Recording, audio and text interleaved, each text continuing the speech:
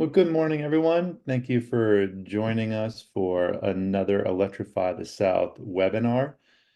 Good to see folks who are already part of the Electrify the South Collaborative here today, as well as some folks who are joining us for the first time. Welcome. We're going to go ahead and jump in. We've got a lot of good stuff to talk about today. For folks who are new to the collaborative, we just wanted to highlight what the collaborative is all about. And, we're here, Southern Alliance for Clean Energy and the Southeast Sustainability Directors Network, to really help facilitate a peer-to-peer learning experience where local governments can come together and identify some of the challenges and opportunities you're facing around transportation electrification as it relates to federal funding opportunities, and then help connect you to experts that can help address some of those challenges, as well as to federal agencies to help understand how best to navigate all the different funding opportunities that are coming down the pike. We've got some good news to share to kick off today's meeting. We were successful at getting another round of funding from our partner Mosaic to continue the collaborative throughout 2024 and into 2025. So we're really excited to get to have a second year of the collaborative and really build off of the momentum that we've experienced this first year together. So what that means is that in 2024 and 2025, we'll be able to host 3 more webinars. So we'll be hosting one in September and December in 2024 and one in May 2025. We'll also be able to host another in-person convening, which we're targeting February 2025 for that. So that's really exciting. We'll be able to get together again in person, as well as continue to have these online conversations. So details for all of that will be forthcoming.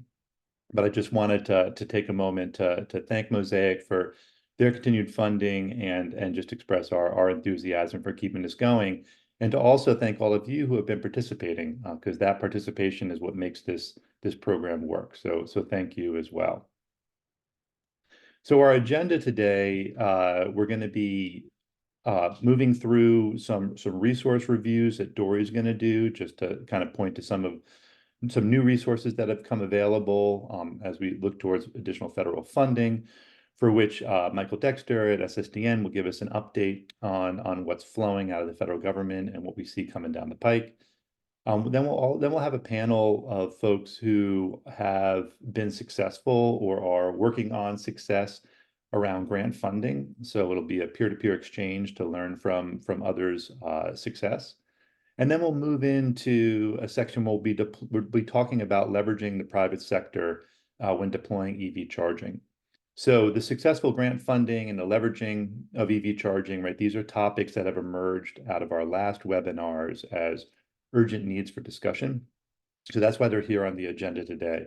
And we're going to keep operating the collaborative in that way, identifying what you all as local governments are finding most urgent and then building agenda around those topics. One thing that I do want to say just about the excitement for the in-person convening that we're hoping to do in February of next year is that the funding allows us to pay for folks to come who are in Florida, Georgia, North Carolina, South Carolina, and Tennessee. So I know the collaborative from a virtual standpoint has expanded, and we have some folks coming from Alabama and Virginia and other surrounding states. And I want to continue to welcome you to these online versions of the collaborative, but I just wanted to set the appropriate expectation that our funding is technically for cities from those states that I listed. So with that said, I'd like to turn things over to Dory Larson to give us our resource review. Take it away, Dory. Awesome. Thank you, Stan. And good morning, everybody. Great to see so many faces on the call. So I just wanted to make sure that if it is your first time with us, or even if you've been with us before, to do a quick overview of where some of the resources with the Electrify the South Collaborative are housed. So those are on the Electrify the South website under the Electrify the South tab.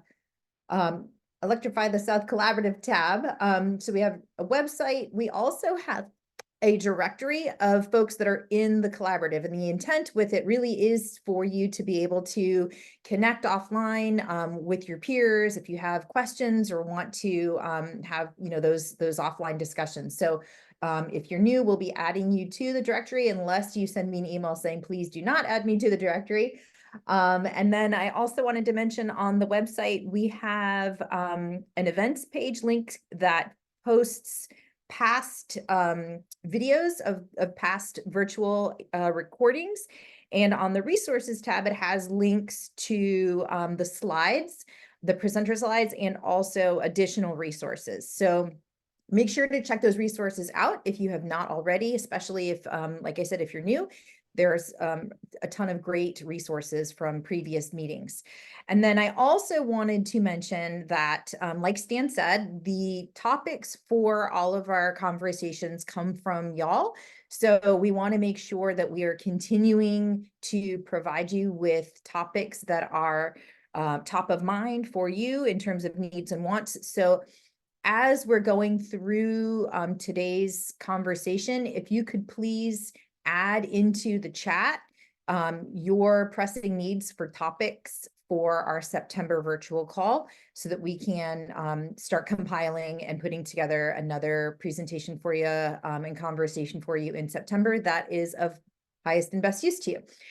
So with those reminders, I'm going to hand it over to Michael to share with us some slides from the joint office. So we've typically had Stephen Costa and Sonia Maitsma with the joint office join, and they were unable to be with us today, but they did send over some resources. So Michael's going to walk us through those now, and I'm going to go on mute. Thanks, Michael. Perfect. Thank you very much, Dory. Good morning, everyone. Michael Dexter from SSDN, the Director of Federal Programs, here to provide the Joint Office Resource Update on behalf of the Joint Office. Really just want to emphasize the opportunities available, not only current, but expected upcoming opportunities for federal funding, resources, and technical assistance. First and foremost, do want to highlight the current open funding opportunities, namely the Communities Taking Charge Accelerator, as well as the Clean Heavy Duty Vehicle Grant Program. I'll be going more into depth on these momentarily. Next slide, please. First and foremost, the Communities Taking Charge Accelerator is a great opportunity to expand your e-mobility opportunities, regardless of whether it's heavy duty, medium, light duty, or even the broader range of e-mobility options. From looking at electric wheelchairs, scooters, or even e-bikes. Next slide, please. The Communities Taking Charge Accelerator has 3 different topic areas that you can potentially access to really look to advance e-mobility options in your community. First and foremost, there's the expanding charging access for privately owned e-mobility. This is, again, a great opportunity for residents in your broader community to advance their e-mobility options. Topic 2 is one that many of you, the local governments, might be most interested in because it's focusing on expanding e-mobility solutions through micro, light, and medium duty fleets. This is, again, a great opportunity for you to better advance an infrastructure for your actual fleets. Last but not least, topic 3 focuses on managing charging for clean, reliable energy. As you can see, there's $54 million in total funding available spread across these 3 topic areas. And again, e-mobility includes electric vehicles and mobility devices, including cars, e-bikes, e-scooters, and even electric wheelchairs. Next slide, please. The key here is that I do want to highlight that the submission deadline for concept papers is May 20th. I recognize that that's right around just a few days away. I will say that that concept paper is approximately 5 to 6 pages long, one of which being a title page. So there is still a very short amount of time, but still an opportunity for you to submit that concept paper before the deadline. You will then hear back about the concept paper and have additional time frame to fully apply if desired. But again, that near-term deadline is May 20th. We will see the text anticipate selections very late this year, probably around December 2024. If you have any questions about that grant, please don't hesitate to put it in the chat, and I can get more information momentarily. Next slide, please. Additionally, the big grant right now from EPA is the Clean Heavy Duty Program. But in order to best access heavy duty programs, really want to highlight the Clean Bus Planning Awards that DOE and NREL have put together. This is a great opportunity for free technical assistance to help advance fleet electrification transition plans, such as a zero-emission fleet transition plan that is something that you'd likely need for the FTA low to no emission grant program. This really provides the deployment assistance available for the completion of these plans and is funded by Joint Office and managed by NREL. Applications are open on a rolling basis. If you are interested in that free technical assistance, please don't hesitate to visit driveelectric.gov, Clean Bus Planning Awards. Next slide, please. On the Clean Heavy Duty program from EPA, this is really one of the flagship programs from EPA to invest in non-zero emission heavy duty vehicles. Zero emission heavy duty vehicles. This has approximately $1 billion that's available, split into sort of multiple areas of focus with multiple sort of target areas for this funding. So you will see that at least $400 million is anticipated to go towards communities that are in non-attainment with the national ambient air quality standards. Furthermore, EPA is identifying target valuations for the funding for each region. So if you're in Region 4, EPA is targeting approximately $100 million in that region. I believe Region 3 is roughly approximately $90 million for that region. It's really focused on replacing existing non-zero emission Class 6 and Class 7 heavy-duty vehicles. There is two areas really that you can look at for this. Next slide, please. Those two areas are really looking at not only school buses, but also what are called vocational vehicles. So with school buses, I do really want to just emphasize that EPA does have a sort of threshold for the minimum project size in relation to the number of vehicles. For the clean school bus component, that is 10 vehicles. For what they're calling vocational vehicles, that could be street sweepers, utility trucks, refuse trucks that are Class 6 or Class 7. Those are 3 vehicles. So you will need to meet that threshold in order to submit an application. There is roughly $932 million available with the full application deadline of July 25th, 2024. There is a broad array of eligible applicants, including state and territories, municipalities, your public school district, as well as nonprofit school transportation associations. But again, I do want to just highlight the upcoming deadline of July 25th as a key next step for your applications. Next slide, please. The eligible vehicles, as I alluded to before, are the Class 6 and Class 7 vehicles. This includes not only school buses, which does have that vehicle minimum of 10, but also the non-school buses, what they're calling vocational vehicles, that has a minimum of 3. That can include everything from refuse haulers, dump trucks, transit buses, delivery trucks, utility trucks, bucket trucks, or others. So again, there is a broad array of eligibility for you to advance clean transportation in your community. If you do have any questions, you can visit epa.gov/clean heavy duty vehicles program. Next slide, please. I will also highlight some other resources that the Joint Office has available for communities. One being the EV Infrastructure Playbook. This is an interactive web-based resources to help communities plan and build EV infrastructure. It has 4 modules and covers the latest guidance on EV infrastructure, plans, engagement, deployment strategies, and the like. They are continuing to update this. There will be more modules to come, and you can access this at driveelectric.gov/EV Infrastructure Playbook. Next slide, please. Apologies. One more slide, please. I will say with the technical assistance strategies, DOE, NREL, the Joint Office, and other agencies have a broad array of opportunities coming forward in the next few months, as well as available currently. You can access and request one-on-one meetings. They have specialized assistance for states, communities, tribal nations, transit agencies, and others. There are a multitude of TA fact sheets, help sheets, webinars and others.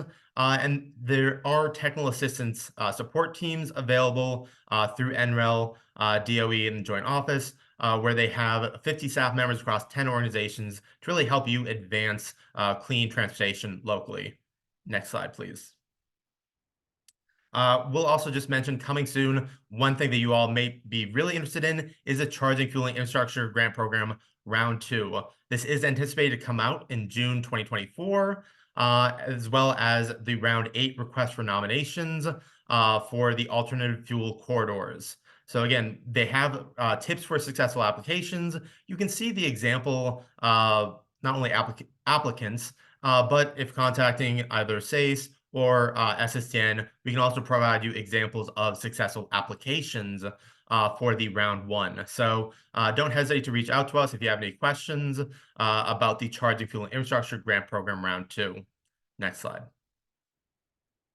Last but not least, we also see several resources becoming available, including battery energy storage for EV charging stations, the help sheets, further case studies, as well as the NEVI annual report that they have produced, highlighting the successes in electrified transportation across the country. But with that, next slide, and I want to just thank you again. If you have any questions about the Joint Office Resource Update, please don't hesitate to reach out to Dory, Stan, or myself. Thank you, Michael. And Caitlin's asking if we could put the link for the first grant in the chat, and I've got my screens tied up. So if you could add that in, that would be awesome. And next up is a conversation on successful grant funding. And we've got Jeanette Johnson, the sustainability coordinator with the city of Wake Forest, North Carolina, and Mark Chapin to talk about their experience of working through a partnership. We have Sarah Caliendo, the energy manager with the city of Cary, North Carolina, and we have John King, the director of fleet and facilities management with the city of Ocala, Florida, to talk about his experience implementing refuse vehicles using DARA funding. So I'm going to hand it over to Jeanette and to Mark. Thank you guys for being with us. Hi, I'm going to let Mark speak, I think, on behalf of a lot of this because he is our contractor, or he's our manager for our contractor, which is Republic Services. Republic does all of our trash and recycling collection as well as bulk collection in the town. So we don't do it in-house. So we found working on something like this very important with our partnership in place. So I do want to let Mark elaborate on it, but I am Jeanette. I'm with the town of Wake Forest. If you have any questions for me, I'll have a few slides at the end, but I'm going to let Mark just go crazy on this. All right, Mark. Hey, I appreciate it, Jeanette. Hey, and I appreciate the opportunity to talk through our EV program that we have with Republic Services. Speaking with partnership, I mean, the only way that this is successful is with that partnership, and the town of Wake Forest has been super helpful at getting us in front of these grants and, you know, writing support letters and giving us the opportunity to go out there and make a change in terms of our climate. So for those that are not aware, our company over the last few years has partnered with Oshkosh and McNeilus to develop our first and one of a kind fully integrated trash truck, right, so to speak, within the industry, right? So the McNeilus Volterra, which is down there on the bottom right, is a combination of work between Republic and McNeilus and Oshkosh to develop a truck that is designed 100% for trash collection, right, and recycling collection. So this truck was designed with the intent to go out there and service a route for about 10 hours a day, depending upon conditions, anywhere between 800 to 1,600 homes, right? So overall, we launched this program about 3 to 6 months ago in various markets. And you can see down there in the bottom left is our 2024 research markets. A lot of our markets are centrally located in California, you know, kind of given the political climate and some of the infrastructure that's already established. And California is seen as kind of that go-to design or that go-to infrastructure for the world, right? So we wanted to start there, and we're starting to branch out across the United States. We do have a commitment to deploy a certain number of trucks within the next 5 to 10 years. So we're looking for municipal partners that are willing to engage with us in that. Go to the next slide, please. All right, so overall, the benefits that we can provide from our EV program, right? I'm not going to go in depth on a lot of these because because I think we're all kind of very familiar with it. But overall, our goal is to help with that climate action plan that each municipality, may have at this point in time. So our main focus is on how can we, reduce those greenhouse gases and partner with those communities.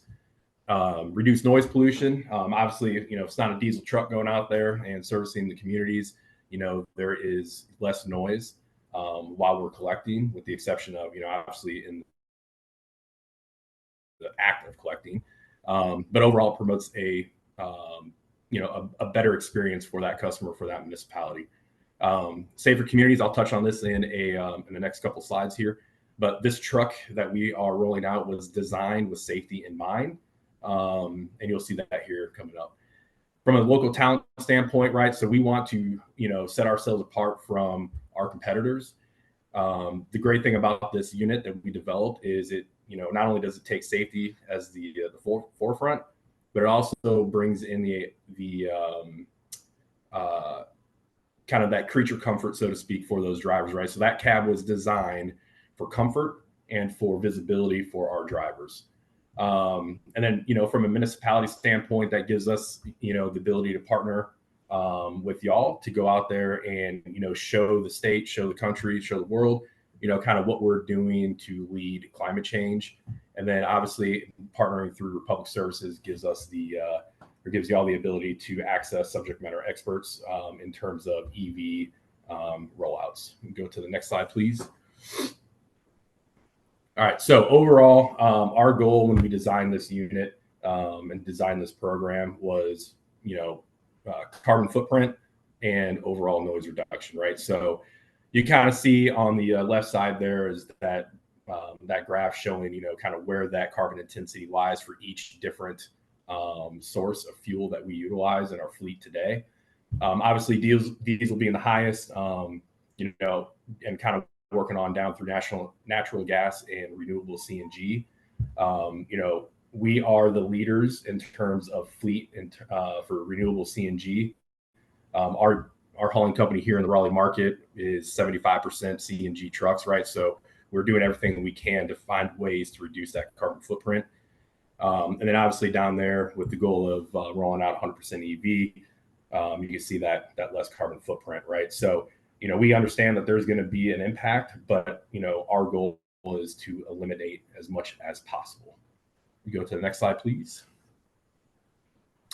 All right. So in terms of our truck that we designed through that partnership, this is kind of what our vision was as a company, right? So, mention again, safety being at the forefront. So we looked at, how can we improve driver visibility, right? So we looked at design of the cab, looking at leveraging the technology that's currently available to us as an industry and finding ways to improve that over time to give us, the safest possible unit to drive, right? So these trucks have a 360-degree camera system on them, and they utilize AI to ensure that, we can see every aspect of what's going on around our truck. So, we're looking for ways to eliminate backing incidents, looking for ways to reduce, unintended lane mergers, and looking for any potential threat, not only to our truck, but to the public and how we can reduce that, right? The blind spot warning is something that not all trash trucks have on today, but as we kind of advance through that rollout of these EVs and other trucks that we're going to bring to market, we're going to utilize more of that technology, right? And the biggest win for us as an industry is integrating a auto braking system and collision warning, right? So there is some technology out there, but with this unit, the one that we designed through Oshkosh, we took that forefront and we wanted to ensure that this truck is going to be, the smartest and the safest unit that hits the streets. So in the event where, somebody wants to, brake at the last second, this truck's going to be able to recognize that and be able to slow us down and prevent any type of incident. Go to the next slide, please. And Mark, I don't mean to interrupt, but I think we're understanding the benefits of the truck, and we'd love to hear a little bit more about the process of how the two of you connected and what led this decision of Wake Forest to go forward with this. So if we could talk about that would be great. Yeah, absolutely. So through that research piece and through the markets that we were kind of rolling out, our company started looking at other opportunities within the country that had a progressive progressive political environment that allowed for grants, allowed for funding, and route structures that would fit these trucks, right? So we all know EVs can't run, for an unlimited period of time like diesel trucks and CNG trucks can. So each market was studied and looked at in terms of, how many miles we're driving a day, how many total customers are we servicing, and what our average operational hours are, right? So Wake Forest was one of those prime subjects for our test market. So this was brought to my attention about a year and a half ago. And as we were going through our negotiations with the town, we kind of brought this to the forefront and wanted to see what their willingness was to roll these out. So Jeanette and I, we connected over this, and there was a partnership there and a willingness to try and find ways to fund this program, right? So we'll call it mid 23 or so. Our partners at the HQ level started to look for grants. We've already done the feasibility study, which I believe is the next coming slides here we'll see. But essentially, the feasibility study is saying, hey, can the local grid handle our infrastructure needs, right? So in this instance, if we were to go full electric in Wake Forest, we'd be looking at anywhere between 8 to 10 trucks. And where we're located between Wolfspeed and some of the other adjoining properties, we needed to make sure that we weren't going to put any additional stress on the power grid, right? So our partners at the HQ level, they went through, they worked with Duke Energy. Duke Energy was fully supportive of this program. They came out, they did a site study, found that there was enough power within this area of Durham, and they gave us a green light for that, right? So that took about 3-4 months for us to go and work through. And then at that point, we started our application process for permitting, right? So that was prior to us engaging the grant process, because we wanted to ensure that, we were given the green light from the state to give us the ability to go out and construct once those grants came available or were awarded to us, right? So right now where we're at is we've applied for 2 grants that the town supported us on, one of which was not approved, but the other one through the Inflation Reduction Act that we applied through it with NCDEQ, I believe is still up at the decision process. And from what we're hearing, there is a high likelihood that that will be approved. So if that becomes available for us for funding, then our next steps with the city will be, okay, hey, now we got to plan out when construction is going to start, and then utility upgrades here at our local division, and then also at our transfer station, and then the actual construction phase, right? So if we were to be awarded this grant, let's say next month, we're looking at 18 to 24 months of construction upgrades, and then the actual trucks being built and delivered to Raleigh, North Carolina, right? So that's kind of the overarching history as far as how we connected from Wake Forest. But again, it comes down to that partnership, right? So, the town has been a great partner over the last 20 years that we've had them from a service standpoint. And, I think they could see the benefits and the advantages, not only from the emissions side, but also from a community side, if we were to go and continue on this path of electrification. Great. Well, thank you so much for sharing your experience and how you guys connected. If folks want to get in touch with you, that we've got your contact information there. And if folks want to touch base with Jeanette about her perspective from the municipal side and the steps that she's taken, then we've got some information for you here with her contact information. And I thank you both so much for joining. And we're going to keep you on, if you don't mind, for questions at the end of this panel. So thank you guys so much for joining us this morning. I'm going to hand it over next to Sarah Caliendo with the city of Cary, North Carolina, to talk about her experience with federal DARE funding. And I'm going to stop the screen share so that we can see your face. Go for it, Sarah. Thank you. Thank you. And I wish we were a city. We are a large town.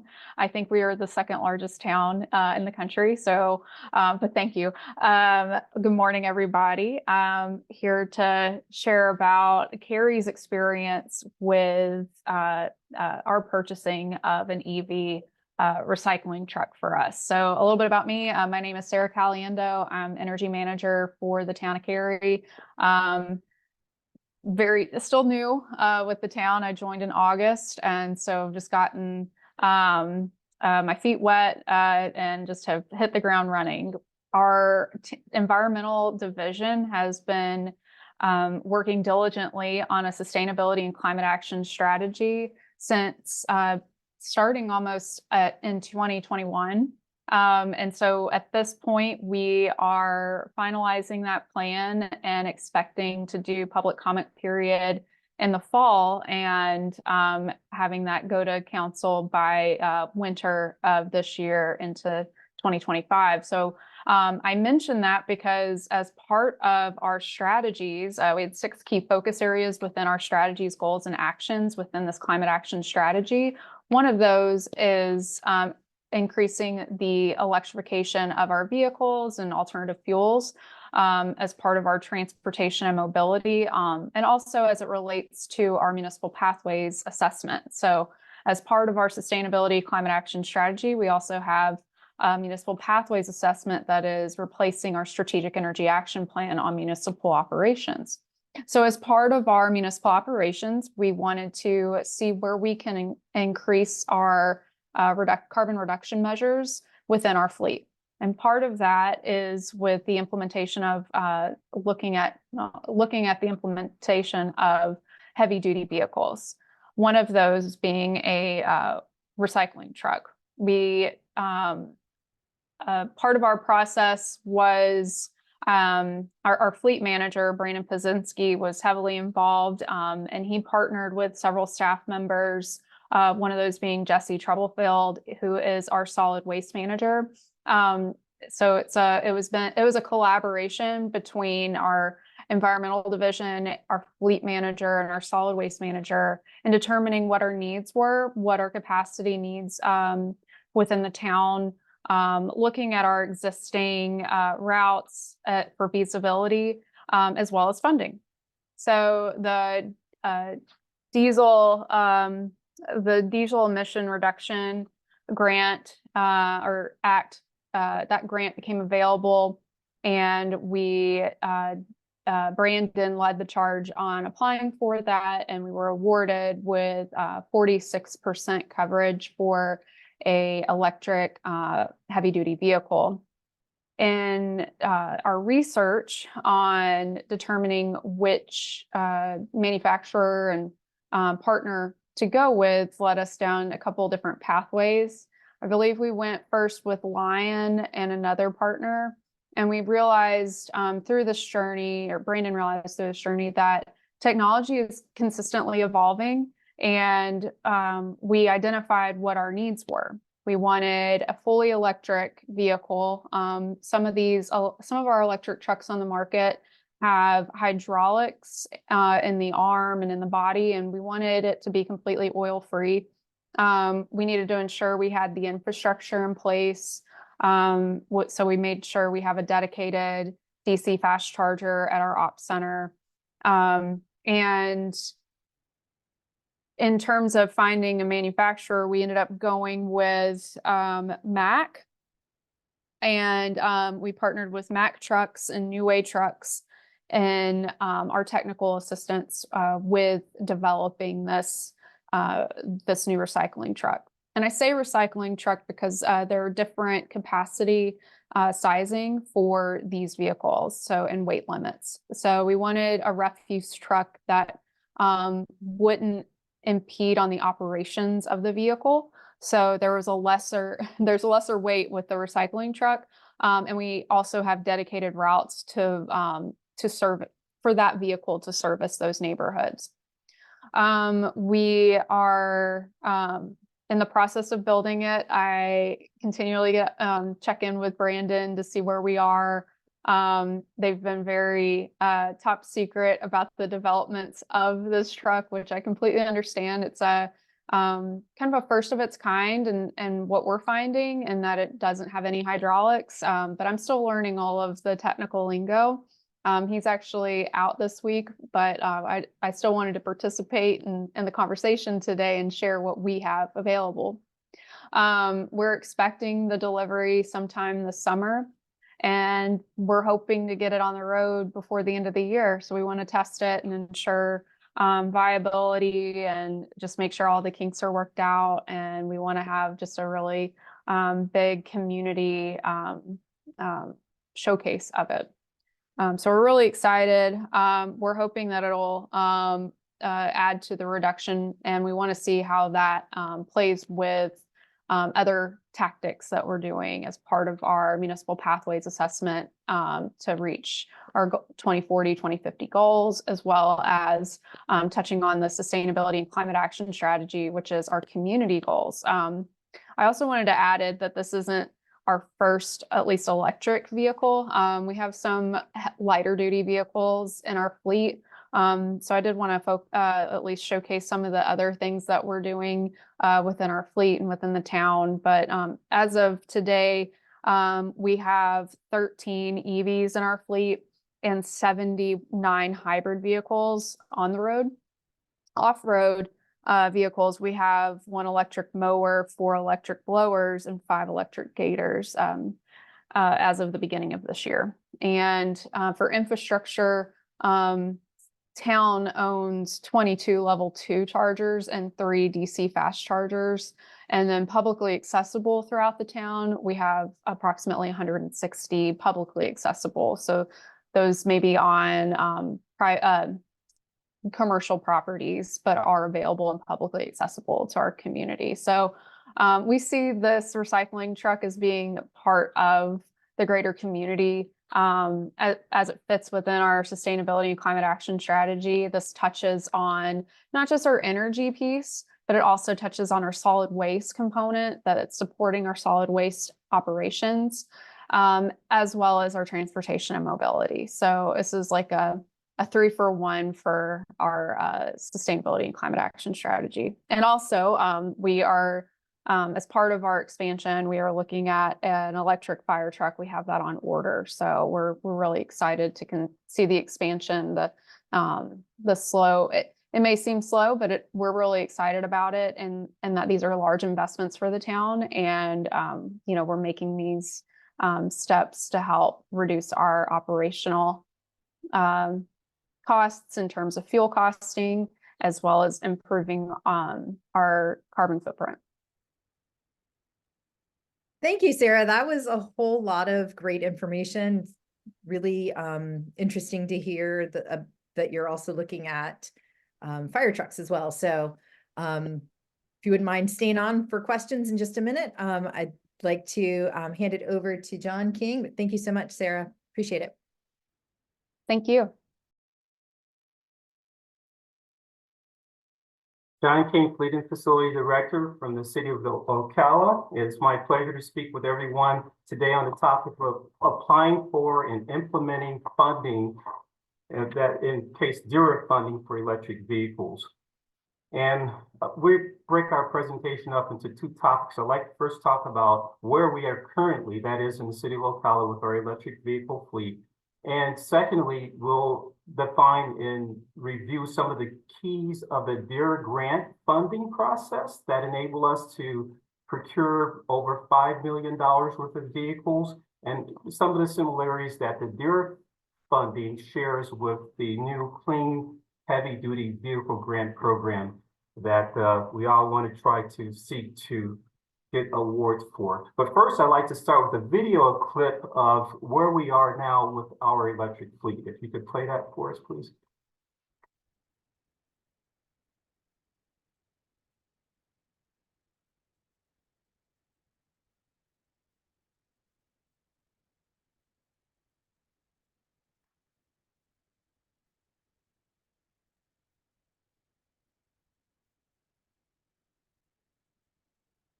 There's no sound.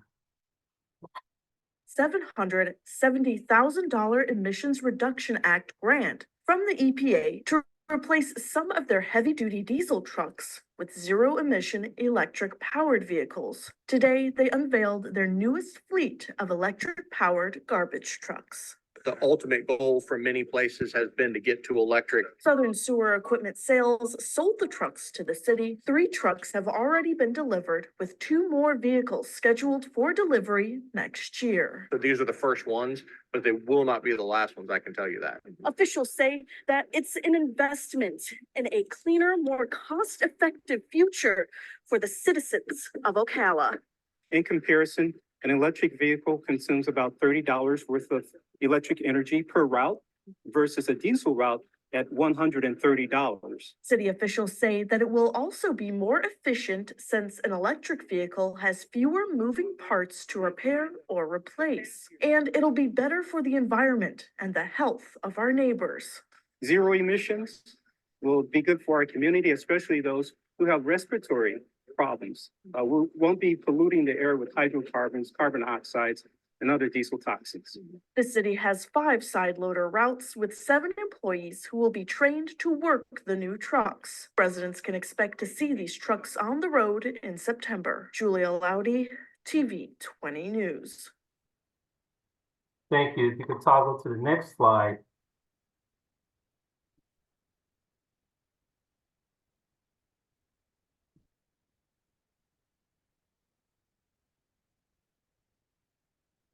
So in the next slide, we highlighted the first grant opportunity that the city was able to capitalize on. In 2020, it supported over $2.7 million worth of Class 5 heavy-duty vehicles.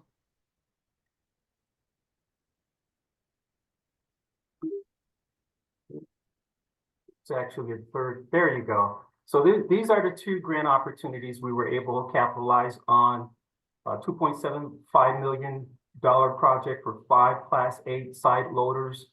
The second opportunity we were able to capitalize on in 2021 that provided us with funding, of course, with a match of $2.2 million for additional 4 electric side loaders. And next slide. I'd like to just highlight, before we looked at achieving grant opportunities or applying for the process, we wanted to clearly define what our goals were. So if you're going to seek grant funding, it's important that you do that. And for us, we wanted to do 3 things: reduce the cost of ownership. We wanted to make sure that we weren't adding the cost of ownership into our fleet that would exceed what we currently have. And I'll explain how we achieved that a little later on in our slides. The second goal is operational efficiency. We want to make sure that if we're going to add electric vehicles to the fleet, they would operate at the same efficiency or better than our diesel fleet. Currently, our diesel fleet, the side loaders, they're able to pick up 1,000 each truck, 1,000 residential garbage cans on a 75-mile route. Well, will the electric vehicle be able to do that? We want to make sure that we achieve that goal. And the third goal, of course, is environmental benefits. Next slide, please. So I like to just highlight cost of ownership, and this really creates a lot of fear with applying for grant opportunities or implementing electric vehicles into the fleet. As you can see here in this chart, we compare a refuge with an electric body or a diesel truck of $405,000, and we compared that to the electric side loader. That's a cost differential of some $230,000. So how can we meet that differential? Well, in our particular case, that grant funding kicked in, so it was able to cover the cost of the differential and more, as you can see here in this slide. Next slide, please. In addition to that cost, we also have to look at maintenance costs. On average, for our particular diesel fleet, it's costs us about $8,000 a year to maintain the chassis. Comparatively speaking, we're spending about $2,700 annually to replace tires, filters, and other components to maintain our electric vehicles. So you can see there's an annual cost savings of $5,400. Next slide, please. As we talked about before, there's fuel cost savings. On average, it takes about $35 to $40 to charge an electric vehicle that's out on a 75-mile route, picking up 1,000 garbage cans. Well, that same diesel truck, it costs us about $150. So there's about $115 a day savings per truck when we compare the diesel application to the electric vehicle. So when we add that up annually, that's $24,000 annually we're saving in fuel cost. Next slide. So when we put this all together, it was important for us to share this with our stakeholders, that the life cycle cost of a diesel versus the electric is if you look at the bottom of the chart, $310,000 over the 10-year life of a truck. And that's compelling. That's a compelling reason to go electric. Next slide, please. Including this environmental benefits. We're taking some for our electric side loaders and the rear loaders that are electric, over 50,000 gallons of diesel fuel out of our fleet. And that's huge when we think about nitrous oxides, hydrocarbons, carbon oxides, and other toxins that pollute our environment. I'm over the half-century mark now. I have grandchildren. So when I see them at school and the diesel school bus pulls up to pick them up, it drives me crazy because we know that our young people are predisposed to respiratory ailments. So this is a compelling reason. Those are compelling reasons: cost savings, operational efficiencies, and doing something right for our environment. Next slide, please. So it's important to gather stakeholders to communicate our message as to why we're doing what we're doing. The stakeholders will enable us to move our project forward. Identifying those stakeholders is very important, whether there be special interest groups like environmentalists. We try to reach out to healthcare professionals, regulatory authorities, the media, the press. We analyze who's going to help us propel our project forward. We try to prioritize who those stakeholders were so that they could have an influence and the greatest potential impact of making our project successful. And that's important when we're considering a grant opportunity. Next slide, please. So early on, we even sought out City Council in order to get our executive team on board with providing the funding to match the DERA grant and potential other grants. We needed to solicit their support. And in order to do that, we just asked for a pilot program. Can we try this out and look at if it's going to save us operational efficiencies and costs like we project it to be? And it did. So they allowed us to move forward with the project with a pilot program that is successful today. Next slide, please. As I mentioned before, reach out to stakeholders. We reached out to members of Congress for support letters, senators, healthcare professionals, and local vendors to support our project. And we included their letters of support in our grant application. Next slide, please. When we compare the DERA grant application process to the new clean heavy-duty vehicle grant process, they share some similarities. Some of the criteria and point awards are very, very similar. So I'd like to share with you during this next segment of our presentation some of those similarities between the DERA grant and that we were awarded in a new clean vehicle emission grant. And most of the grant application process is almost designed like a college rubric where you have points for various criteria. Next slide, please. And it's broken up into 10 criteria are 10 topics, and each topic has point values. Project summary and approach is 20 points. Environmental results, where you provide the measurements of environmental outcomes, that's 20 points. Past performance, 15 points. Environmental justice, 20 points. Next slide, please. Project readiness, budget has 20 points. So if you can see here, the criteria that you will amass in your application process will provide the points that you need to be awarded a project. So you want to make sure that you hit all your points, especially the big ones. Next slide, please. So here I will get into some of the key features of our application process. This is the actual application that we submitted for award. I'd like to just highlight a few of the things that we felt were keys. And one was providing a project summary. It's important in our application process that we looked at key elements as to the community that we're going to significantly impact by reducing emissions, adding electric vehicles to pick up garbage in those communities that were populated with minority, low-income individuals. We felt that some of the respiratory sensitivities that prevailed in that disproportionately community, that it would be a win-win for us so that we can really show the greatest impact of those electric vehicles targeting those communities. Next slide, please. And in order to do that, in our project summary, we wanted to make sure that we meticulously indicated what trucks we were going to take out of those communities and the pollution that it was impacting the air quality with. Next slide, please.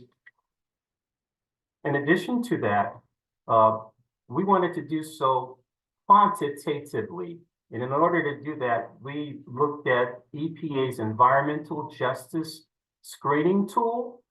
That tool provides information as to some of the air quality concerns that impacts a community. So we included the statistical information in our DARE grant application. And in a new application, you also have to do that, share some similarities. Next slide, please. We also indicated some of the coalitions that we're part of. This is a great coalition that we're part of today. The coalitions support initiatives just like this one to provide clean energy initiatives to cities and municipalities and towns and states. In addition to our partners, we've also looked at making sure that we include local feedback. So we reached out again to some of the healthcare providers in our community to talk about some of the respiratory elements that people have and how that's going to impact our healthcare providers in community. Next slide, please. Providing a work plan is also part of the new grant application process. We did this meticulously by looking at milestones that we wanted to achieve, phases that we would roll out, and we indicated dates in which we would implement phases of our process to implement the funding and to roll it out into our community. And that was detailed from rolling out the vehicles to having support group meetings that would sustain our initiative to provide clean energy programs to our location. Next slide, please. We also indicated past performance. I'm looking at my time. Past performance, we wanted to make sure that we detailed some of the past clean energy objectives that we were able to achieve in our city. So we wanted to make sure that we indicated that we were a steward of clean energy. So including the environmental results of past performance and outcomes is also important in the application process. In addition, we wanted to project some of the emission outcomes that this project would achieve. And the EPA has a diesel emission qualifier tool where you can put in statistical data of your current fleet, and it provides the output in nitric oxides and part per millions of carbon that you have in the fleet, and you can use that tool to indicate some of the outcomes that you're trying to achieve with electric vehicles. Next slide, please. We talked about past performance. Next slide, please. And the budget narrative. Budget narrative is a big 20 points in your budget narrative. You would outline comprehensively how you're going to spend that money. And I have to say, honestly, this is a category that we could have scored more points on if we had to do the project over again, if we had to fill out the application project in the future. This is where we would spend a little bit more time and effort. Next slide, please. So that's it. That's what I wanted to share. I wanted to say that being stewards of the environment, what could be better than that? Being able to provide a cleaner environment for our future, for our children, our grandchildren. And it's important that electric vehicle technology is used to our greater advantage. Since we applied for the DARE grant funding, the technology has advanced. And if we had to do it all over again, we would, because again, we're stewards of the environment. Engaging in this style of technology, it's customer focused, it's value based, it's data driven, and it promotes America's clean energy. That's affordable and it's abundant. So it is the thing to do. So thank you for listening to me this morning. Happy to answer any questions that you might have. I'll turn it back over to Dory. Thank you so much, John. That was extremely informative, and appreciate that, breaking it down like that. So we have about 5 minutes for question and answer, and realizing that the chat is not working. So if you could put your questions in the question and answer box. And then I'm looking, John is asking to flip back to the lifetime dollar savings. So I'm going to flip back to that. There we go. Oops. I think that's the screen that you're looking for. And then especially curious about your cost of electricity there in Ocala. Okay, so cost of electricity, our peak is 13 cents per kilowatt hour. Off peak, we're about 5 to 6 cents per kilowatt hour.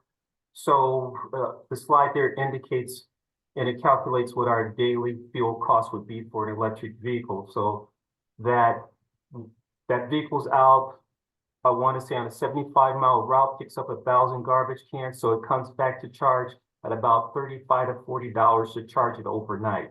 And that vehicle has about a 350 to 400 kilowatt battery system. And I want to indicate that the battery system, that the trucks are fully electric, so there's no hydraulics involved. It's a fully electric truck, both on the body and chassis side. I hope that answers your question. And if you wanted expanded information regarding the electric costs and how we calculate that, I can leave my email for you guys. Excellent, thank you. And looks like we also have the chat enabled at this point. So if you guys want to ask questions in the chat as well.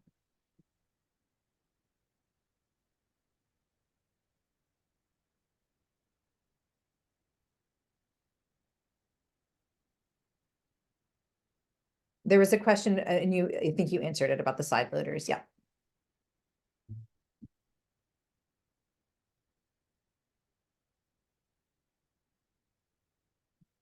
Any advice for larger cities with longer routes? I want to say that calculate the route. Some of the electric vehicles is prohibited because we just don't have the range that you, comparatively speaking.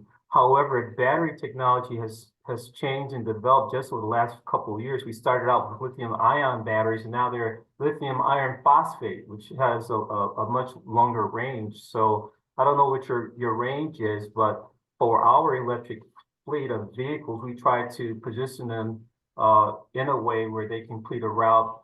They come back with about 25% of their battery life. So they go about 75, 80 miles. So I don't know if that's comparable to what you have, but they are win-wins now with some of the newer battery technologies that will give you longer range.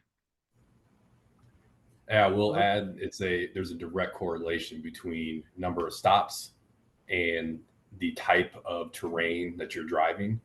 So if you're more rural, you could drive, 3 or 4 times longer distance, but you can only pick up a couple hundred stops versus if you are in a highly dense area like a Wake Forest or a Cary type scenario. You're looking at, like I said, up to 1,600 homes, but your range is only limited to, let's say 75 miles, right? Especially if you're utilizing a fully electric truck in terms of operation of the body side and the chassis side.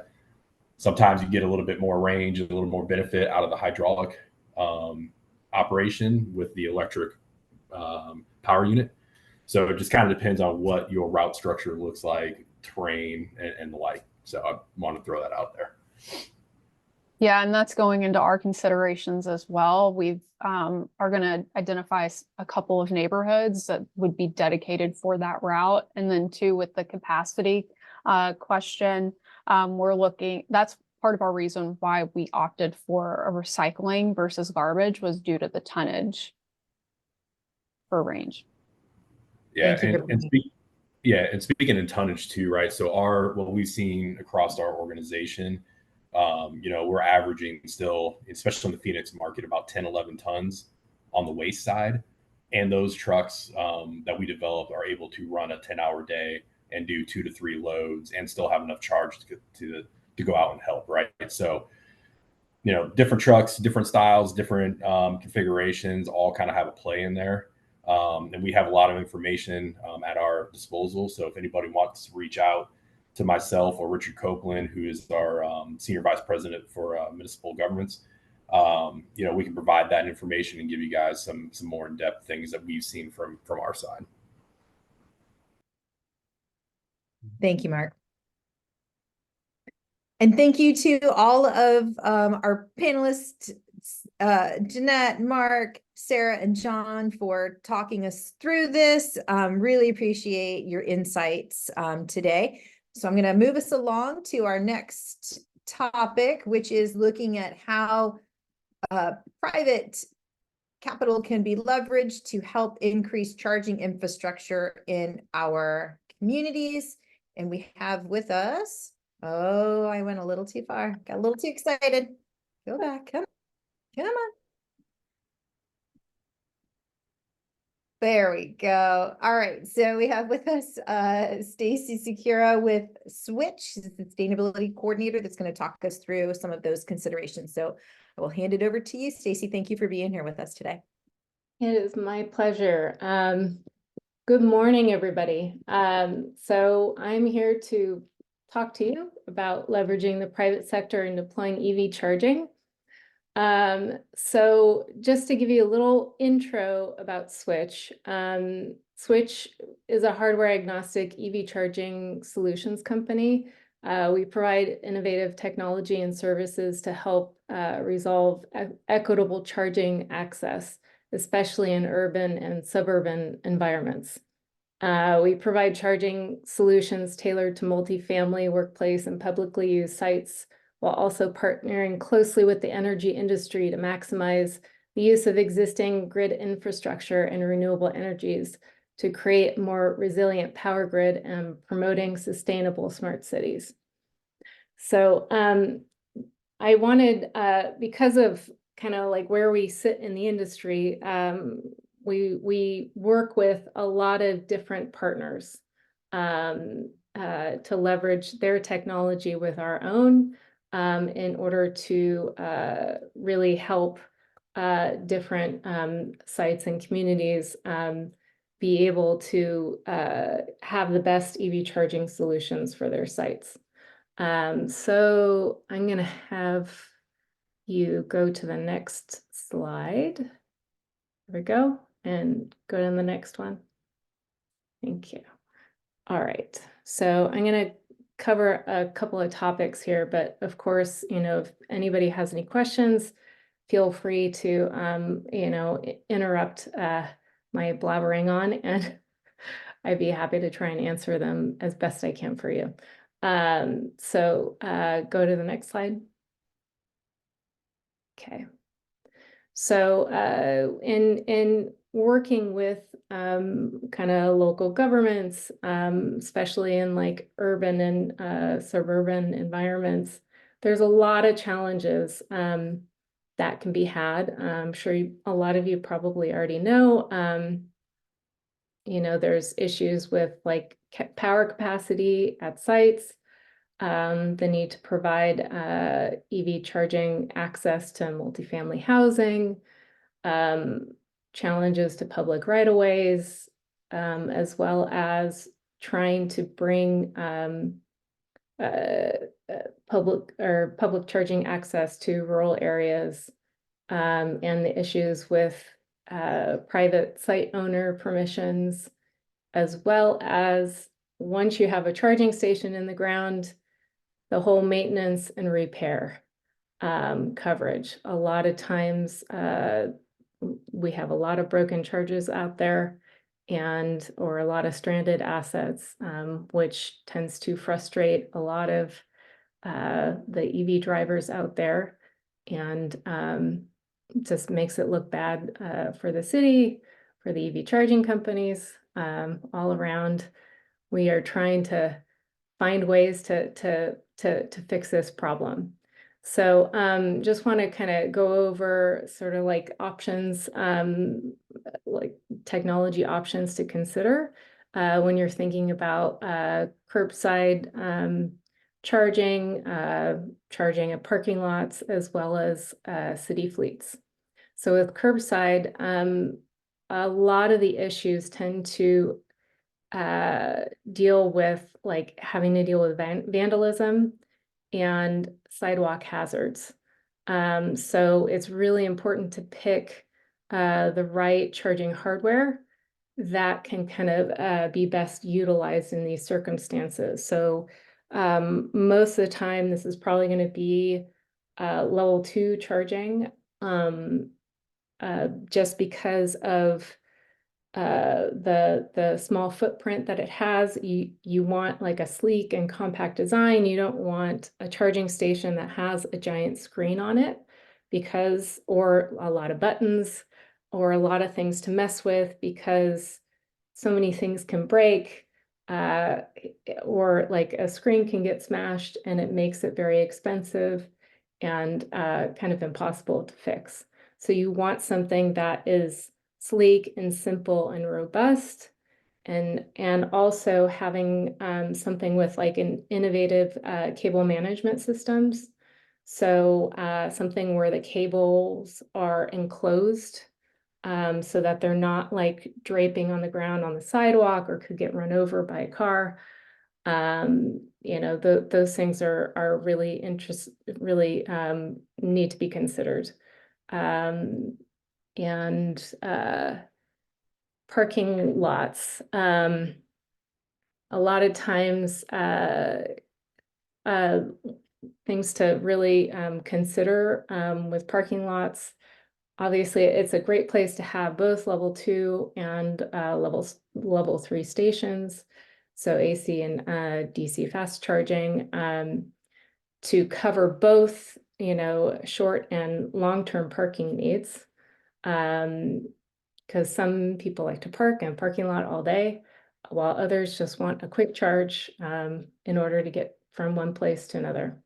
One thing to consider is what is the site or the building power capacity, and whether or not you need to have some sort of like load management in order to be able to have like efficient charging while not overloading the panel at the site. So that can be very important, and it helps with really making an efficient and great charging experience for everybody.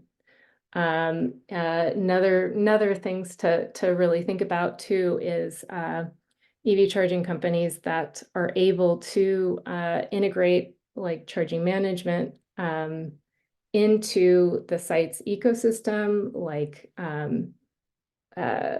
parking management or building management companies, and making it sort of like a seamless payment and charging situation. That can be very helpful. And there are like plenty of options out there, including what Switch provides, but won't go into that. Also, one of the things to consider with parking lots, especially when you have covered parking, is you really want to make sure that you have some sort of a solution that ensures that the connectivity of the network is strong. Because in covered parking, it can be very difficult. A lot of times it ends up being like hardwired solutions, which can be expensive and take a while to install. So having alternative solutions to that is really great, and something that really should and needs to be considered, especially with reliability for charging, which I think is just important overall. As for city fleets, definitely, combination of level 2 and level 3 stations to fulfill a variety of fleet needs, whether it's light, medium duty, heavy duty is a whole other thing that requires a lot more dedicated equipment and real power sourcing. But in these kind of situations, you want to also think about flexible pricing and billing options so that you can have the stations to be used both for like fleet purposes as well as public use. And another one to consider are gated parking access technologies that kind of combine with the ability to charge, whether you want to only like limit the charging access to fleet or certain types of subgroups of EV charging drivers. Next slide, please. Okay.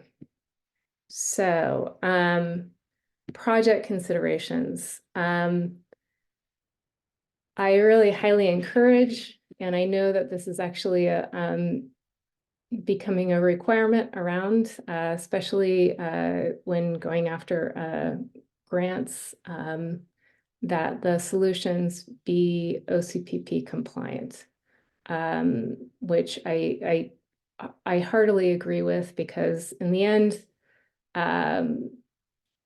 station owners, local governments, cities, you guys have more choice in the type of hardware that you want to choose, as well as having the ability to swap out the network or hardware providers if the solution is not quite working to your benefit. So this is just really important to consider.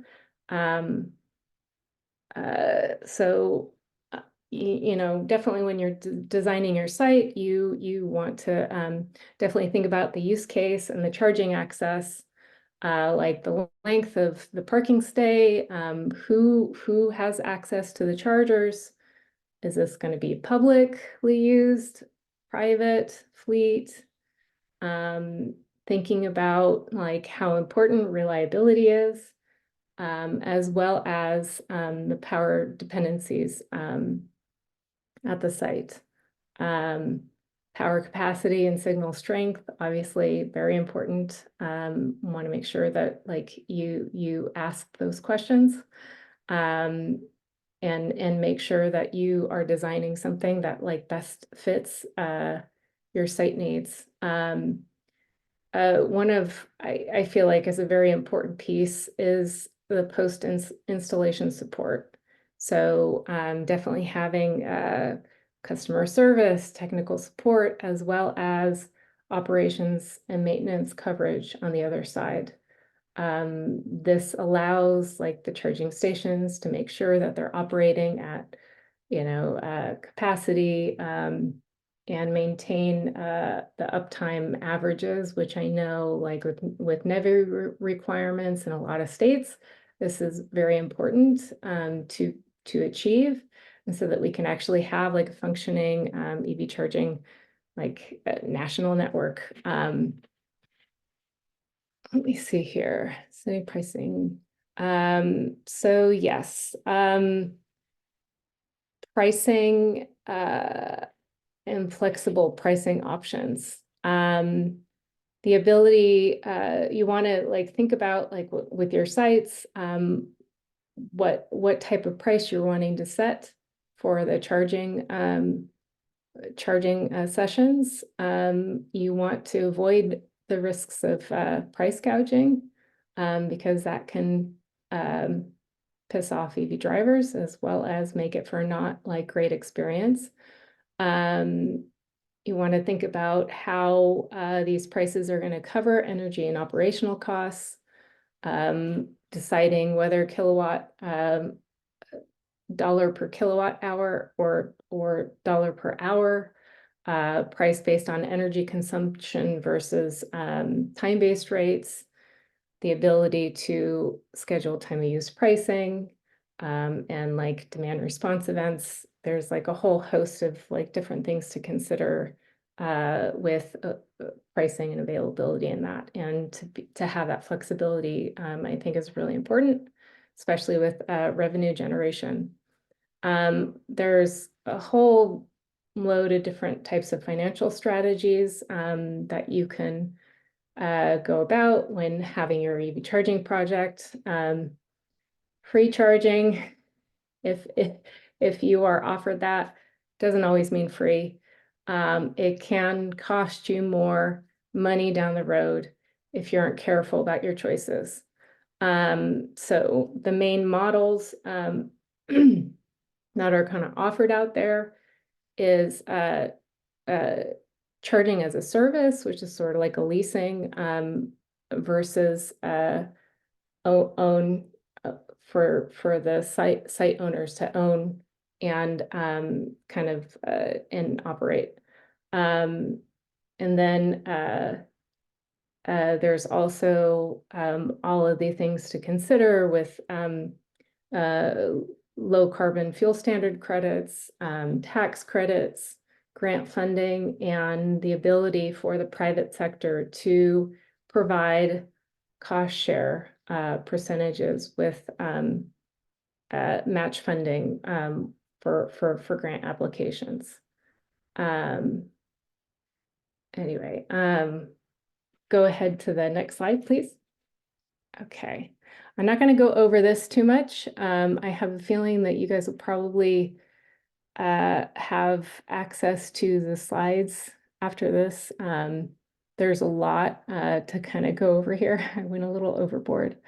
But definitely there are both benefits and drawbacks to ownership versus doing a CAS model. And it really depends on what your capacity is to manage a charging site, or like is cost more of a consideration for you.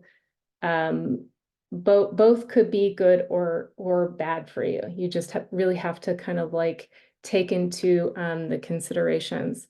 I know that there may have been some questions regarding like whether or not if you're choosing like a charging as a service option for your EV charging project, whether or not cities have access to the 30C tax credits.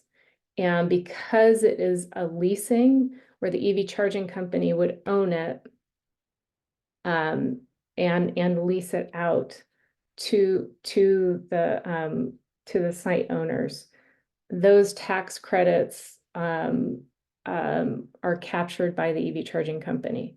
Now, there are ways to be able to negotiate to be able to receive a discount and kind of like work with the company to negotiate like a lower monthly cost for the CAS pricing in the contract.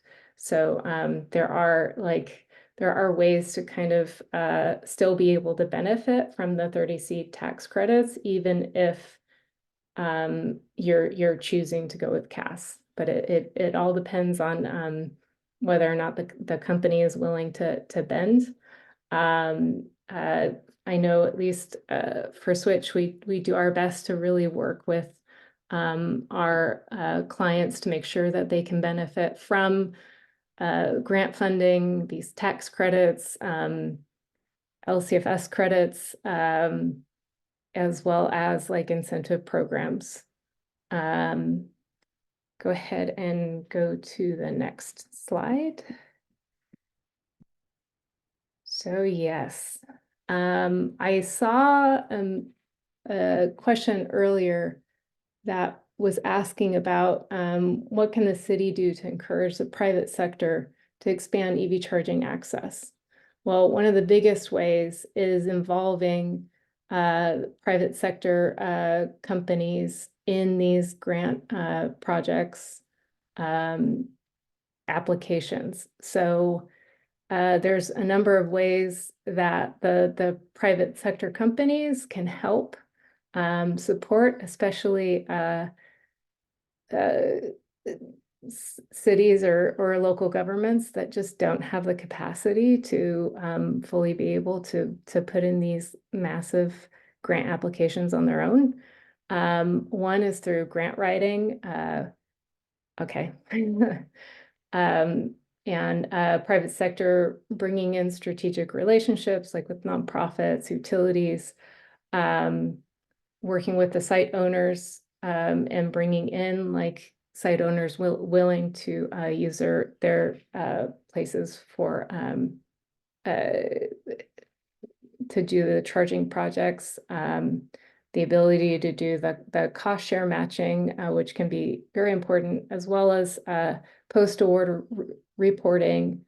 Some companies are able to do workforce development and also help to provide community education and engagement.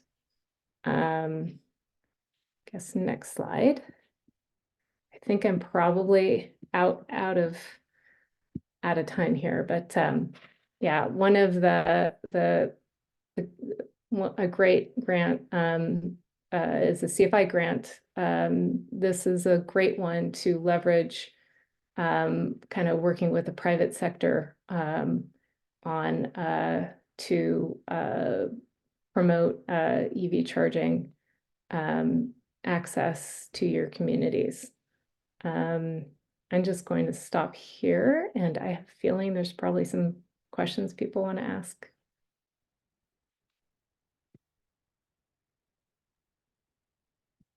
Thanks, Stacey. We have about 2 minutes for questions, and then I'll get us wrapped up so that we're heading off on time today. So thank you so much, Stacey, for walking through some of these considerations for public-private partnership. Do we have any questions?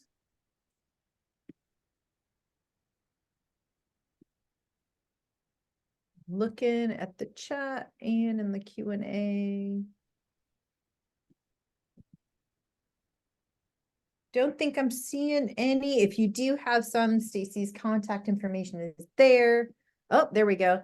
Is there a range of costs per kilowatt hour for charging as a service? Oh, I think that depends on the company. Okay. Who's providing that service. Yeah, so at least with my company, what we do revenue share even with CAS. And we give recommendations on what they should set their pricing at for their stations to help, kind of reduce costs. I'm not sure if that like fully answers it, but yeah, I can't speak to the other EV charging companies out there. Yeah, cool. Thank you, Stacey. I appreciate it. I appreciate you joining us today and offering your insights. Thanks, everybody. And so we're going to share again the contact information for our speakers and the list of each other's names so that if you guys have questions amongst yourselves, encourage that dialogue. So I wanted to remind you guys, we are going to be meeting in September virtually, and we'll be sending out an email within the next couple of days that has today's link to the video of the recording, and then also a link to the resources and the slides. And then in a couple of weeks, we'll be be looking out for another email that has voting on the topics that came in today. If you have other topics that you would like to hear about in September, then please feel free to email me. The second email will also have the date for September and a registration link. And I wanted to clarify too, I'm sending out a calendar invitation with the registration link. So you still will need to click on the registration link in order to get registered for the webinar in September. So I think that that's probably why we had so many participants with the same name today, because folks saw the calendar invite and thought that they were set, but you do need to go into the calendar invite and click on the registration link so that you have a unique Zoom link. All right, so with that, if there aren't any other questions, then just want to thank everybody for participating today, all of the local governments that are here, and also thank all of our panelists and their conversation today. So you guys have a wonderful summer, but we can be in touch in between, but we will look forward to seeing the group together again in September. So thank you all so much. Have a great day.